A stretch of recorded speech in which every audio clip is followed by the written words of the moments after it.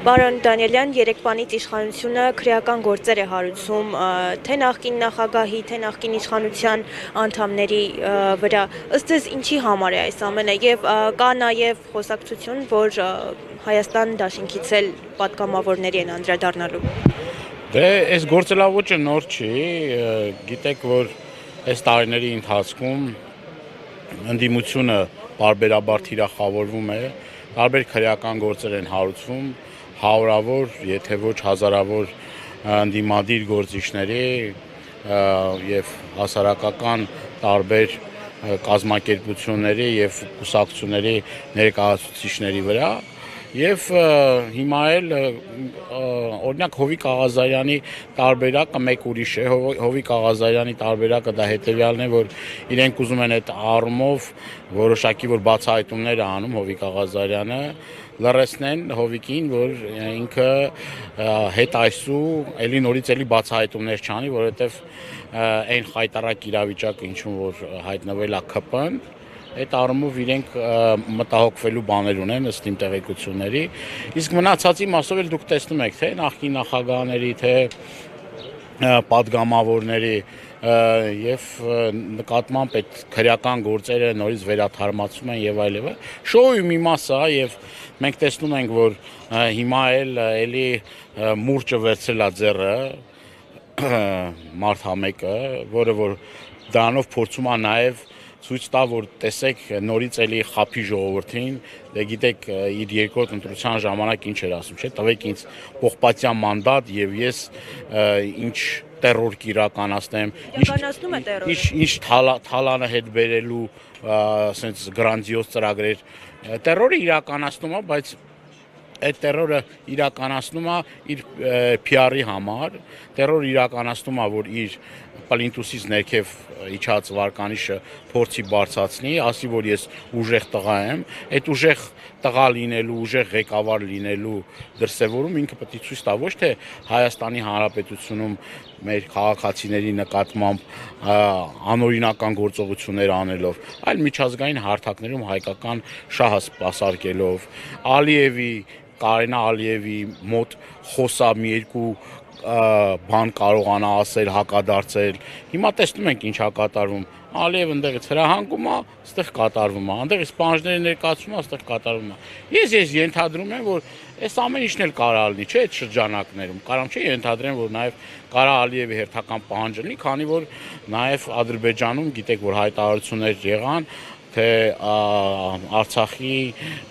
կարևոր դերակատարներին, պատերազմի ակտիվ մասնակիցներին պետք է ուրեմն պատասխանատվության ենթարկեն եւ այդ շրջանակներում այս տերորը իրականացվում է, ասեմ, որ արդեն իր այս բլեֆներին ոչ մեկ չի հավատում, ինքը արդեն սպառված անձնավորություն է, վերջացած անձնավորություն է, իր հետ կապված ամեն ինչ պարզ է, մնում այն մարդիկ, որոնք որ իրեն, այն որ ասում է փորձում են, ասում ես ասած, թևեր տան, որ իբր ինքը ճիշտ ուղով է գնում եւ դա նաեւ ցույց տվեցի Գյումրիում իր ելույթով, որ Range Rover, չգիտեմ, Yashik առ Yashik եւ ինչպես Հյուսիսային Կորեայում մեր sense միահամուռ ծափահարում են, այդ մարդիկ շատ կարճ ժամանակամիջոցում մեծ հիասթափություն են ապրելու, որովհետեւ այլևս այսպես շարունակվել չի կարող։ Իսկ այս ձերբակալություններով ինչ եք կարծում քրեական գործեր հարուցելով, արդյոք Փաշինյանը ընտրություններին է պատրաստվում, քանի որ առաջիկայում Գյումրիի Փարաքարի ընտրություններն են։ Ինքը հասկանում է, որ Գյումրիում ինքը շանս չունի, եթե ընտրություններ չկեղծի, այդ ռեպրեսիոն համակարգը, եթե Գյումրիում էլ չկիրառի, մենք արդեն ահազանգներ ենք ստանում, որ Գյումրիում արդեն քիչ դոզայով, բայց արդեն սպառնալիքներ, խոստումներ եւ այլն նման տիպի նաեւ խոստումներ ասած պաշտոնների առումով եւ նաեւ սպառնալիքներ մարդկանց, որ ընտրություններին եթե ակտիվ չաջակցեն, այդ պետական աշխատողները չաջակցեն Գյումրիում, իրենք խնդիրներ կունենան եւ մենք տեսնում ենք, որ հիմա ինքը իր համար գերխնդիրը դրել է Գյումրիում հաղթելու, որը որ նաև իր արժև դրել են սոցիոլոգիական հարցումները, որով որ քաղաքացիական պայմանագիրը ոչ առաջի տեղում է, ոչ երկրորդ տեղում է։ Ինչ եք կարծում կհաղթեն Գյումրիի ընտրություններում։ Ես կրկնում եմ, եթե ռեպրեսիոն համակարգը այսպես ասած լայն թափ չստանա եւ գյումրեցին չնայած ճանաչելով գյումրեցիներին չեմ կարծում թե դա իրենց վրա լուրջ ազդեցություն կունենա, բայց համենայն դեպս Նիկոլ Փաշինյանը եթե տեսնի որ Գյումրին իր ձեռքից գնում է, կարծում եմ ձեռքները ցալած չի նստելու, մենք դրան պետք է պատրաստ լինենք, այսինքն ընդդիմադիր են մարդիկ, որոնք որ առաջադրվել են եւ առհասարակ ընդդիմադիր դաշտը պետք է պատրաստ լինի դիմակայելու այդ terrorին, որովհետեւ հեշտ չի այսօր մենք տեսնում ենք որ ինչ խնդիրների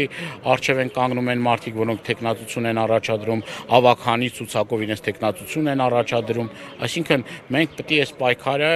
ճիշտ հետևողական տանենք իր վերջնական հանգրվանին եւ զրկենք ԿՊ-ին Գյումրի կառավարումից։ Մենք տեսնում ենք, չէ,